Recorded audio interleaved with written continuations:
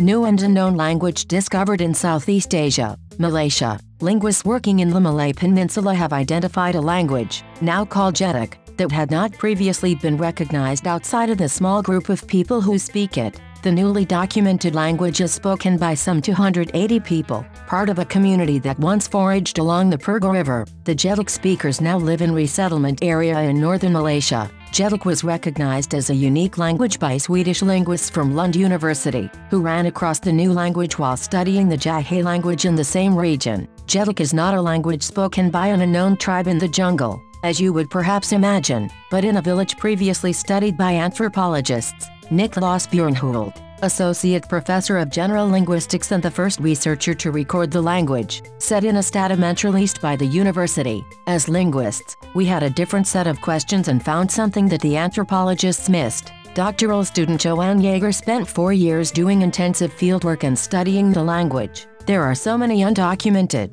undescribed languages that nobody has worked with," Jaeger told NPR. "But the difference here is, we didn't know that it existed at all. Most languages that are undescribed and undocumented, we know that they exist. One possible reason the language went undetected for so long," she says, "is that the formerly nomadic people who spoke it didn't have a single consistent name for it." The name Jeduk comes from one of several terms the speakers use. Research by Jaeger and Björnhult was published in the latest issue of Linguistic Typology and publicly announced by Lund University on Tuesday. Jaeger says that Jeduk is surprising, in part, because it has words that have little in common with the languages immediately around it, but which were familiar to linguists from languages spoken farther away, like in other parts of Malaysia and southern Thailand. And while the language is spoken by a very small community, it doesn't appear to be acutely threatened by extinction. Like many other minority languages, it's always been quite a small language, because the groups have been small and quite mobile,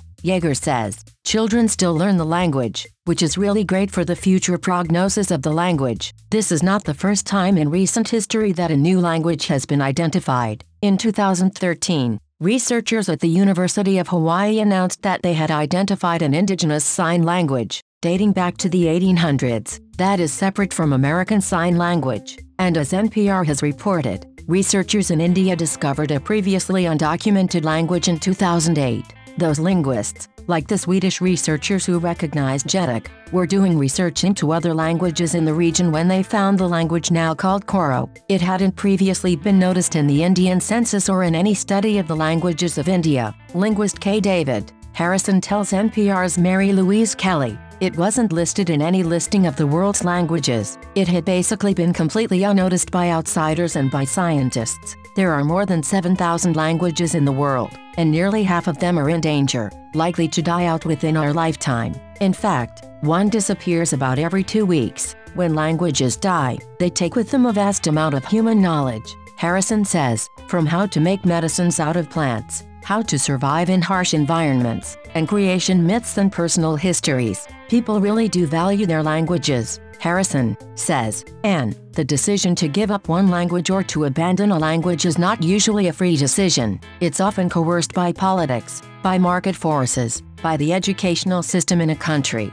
by a larger, more dominant group telling them that their language is backwards and obsolete and worthless." Speaking to Science Friday in 2012, Harrison emphasized the importance of fieldwork in documenting oral languages. "You can't just take a speaker and sit them down in their room and pick their brain, because language is kind of like a living organism. It is lived in a natural environment," he said. "The language is alive." The Swedish researchers who documented Jeduk also emphasize the importance of fieldwork, extended periods of time spent with multiple speakers of a language. Whether or not a language is newly discovered, it's worth spending time digging into little-known languages, Jaeger says. "The important thing is documenting this amazing diversity out there," she tells NPR. For many languages, researchers know that they exist and roughly where they're spoken, but nothing more than that. And that's a real shame, she says. "There are all these amazing different ways of being a human that speaks language that we're basically missing right now."